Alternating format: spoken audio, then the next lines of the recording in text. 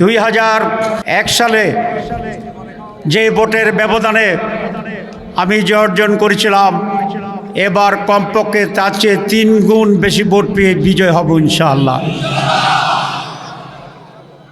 আপনারা জানেন বাংলাদেশে আজকে 2টি ধারায় নির্বাচন হচ্ছে। একদিকে বিএনপি এবং তার সাথে কিছু আরও ব্যক্তিত্ব আছে, আর একদিকে 11 দলীয় জোট জামাত ইসলামীর নেতৃত্বে। 11 দলীয় জোটে কারা আছে?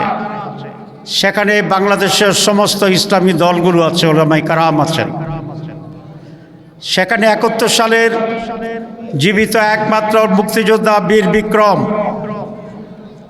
যিনি জিয়াউর রহমানের সহযোগী হিসেবে স্বাধীনতার পক্ষে ভূমিকা নিয়েছিলেন, সেই কর্নেল অলি আহমেদ। এই জোটে আর কি আছে? জুলাই বিপ্লবের নতুন বাংলাদেশ গড়ার যে লড়াই সংগ্রাম, যে মহা পরিবর্তনের সূচনা হয়েছে বাংলাদেশে, সেই আন্দোলনের প্রথম কাতারের যারা সিফর সালার এনসিপি, তারাও আমাদের জোটের সাথে আছে। সুতরাং এটা আজকে পরিষ্কার, একদিকে মেজরিটি মানুষ আর একদিকে মাইনরিটিদের ঐক্য এখানে চলছে আলহামদুলিল্লাহ। এবং যে সার্ভে তৈরি হচ্ছে, এটি অত্যন্ত পরিষ্কারভাবে উঠে আসছে যে আগামী 12 তারিখের নির্বাচন যদি সুষ্ঠু নিরপেক্ষ অবাধ হয়, তাহলে 11 দলীয় জোট সরকার গঠন করবে ইনশাআল্লাহ। 11 দলীয় জোট যদি সরকার গঠন করে, তাহলে আর আমি যদি এখান থেকে এমপি নির্বাচিত হই আপনাদের সাহায্যে, আল্লাহর ইচ্ছায়, সেই জোটে আমার একটি উল্লেখযোগ্য ভূমিকা থাকবে ইনশাআল্লাহ। সুতরাং এলাকার 3টি যে লক্ষ্য আমি স্থির করেছি, প্রথমে লক্ষ্য হচ্ছে চৌদ্দগ্রাম হবে একটি শান্তিময় উপজেলা। এখানে কোনো মাস্তানি থাকবে না, চাঁদাবাজি থাকবে না, দখলবাজ থাকবে না, মদের ব্যবসায়ী, সমাজ বিনষ্টকারী কোনো দুষ্কৃতিকারী থাকবে না। এটা আমি নিশ্চিত করব ইনশাআল্লাহ। 2, আমি যদি নির্বাচিত হই, তাহলে প্রত্যেক দলের মানুষের বল করার অধিকার থাকবে। দলীয় কারণে, মতপার্থক্যের কারণে কাউকে কোণঠাসা করা, হামলা করা, এই সকল চলবে না। 3, চৌদ্দগ্রামের সকল মানুষের কল্যাণের জন্যে হিন্দু, মুসলমান, নারী, পুরুষ, শিক্ষিত, অশিক্ষিত, কৃষক, শ্রমিক, সকল শ্রেণীর মানুষের নিরাপত্তা এবং অধিকার আদায়ে আমি সোচ্চার থাকব।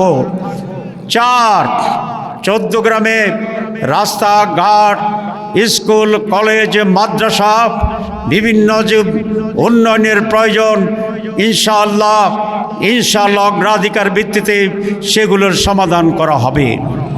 সেই কারণে আমি এই কথা বলতে চাই যে এখানে বিভিন্ন দল আছে, দলের ভিত্তিতে যদি দলীয় নির্বাচনের প্রশ্ন আসে, তাহলে আমরা দলীয় ব্যক্তিকে মনোনয়ন এবং সমর্থন দিতে পারি। কিন্তু যিনি এমপি হবেন, তিনি কোনো দলের নেতা হবেন না, তিনি চৌদ্দগ্রামের সকল মানুষের নেতা হবেন। তিনি বিএনপির নেতা হবেন, জামাত ইসলামীর নেতা হবেন, অন্য দলের নেতা হবেন, গরিবের নেতা হবেন, বড়লোকের নেতা হবেন।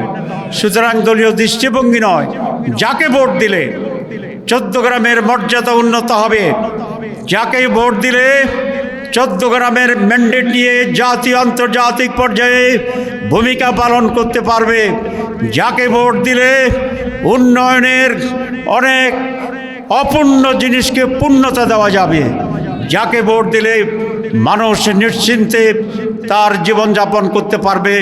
দোকানদার দোকান করবে, রিক্সা চালক রিক্সা চালাবে, সিএনজি চালক সিএনজি চালাবে, কোনো ধরনের ব্যাকরা চাঁদাবাজি চলবে না। এবং সেই বিবেচনায় যদি আপনারা মনে করেন আমার সেই যোগ্যতা আছে, তাহলে আমি দাবি করব শুধু একটি দল নয়, শুধুমাত্র কতিপয় মানুষ নয়, সকল দলের মানুষের সমর্থন আমি চাই। বিএনপি করেন আপত্তি নাই, কিন্তু ভোটটা দেবেন দাঁড়িপাল্লায়, কারণ বিএনপি দল হিসাবে আপনার দল, আর দাঁড়িপাল্লা 14 গ্রামে সকল মানুষের কল্যাণের প্রতীক।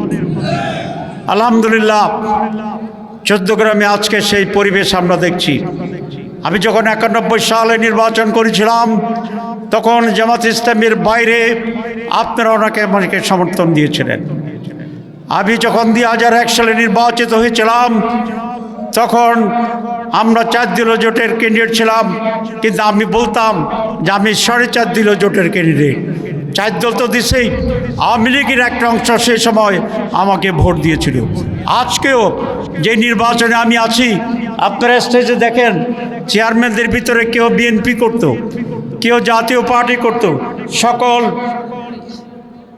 সকল দলের চেয়ারম্যানবৃন্দ, মেম্বারবৃন্দ এখন আমাকে সমর্থন দিয়ে আপনাদের কাছে আহ্বান জানাচ্ছে। সুতরাং আমি চাই যে দল মত নির্বিশেষে এমপি নির্বাচনের ক্ষেত্রে আসুন 14 গ্রামবাসী আমরা ঐক্যবদ্ধ হই। আমরা এই স্লোগানকে আবার তুলে ধরি, 14 গ্রামের জনতা গড়ে তোলো একতা। আবার স্লোগান দেন, 14 গ্রামের জনতা গড়ে তোলো একতা, 14 গ্রামের জনতা। প্রিয় ভাইয়ের আমার, নির্বাচনকে প্রশ্নবিদ্ধ করার জন্যে বা জনজোয়ারকে ঠেকানোর জন্যে আজকে নানামুখী ষড়যন্ত্র চলছে। যদি আগামী নির্বাচনের জন্য কোনো কারচুপি হয়, দখলদারিত্ব হয়, নির্বাচন গ্রহণযোগ্য না হয়, তাহলে বাংলাদেশের ভবিষ্যৎ হবে অন্ধকার।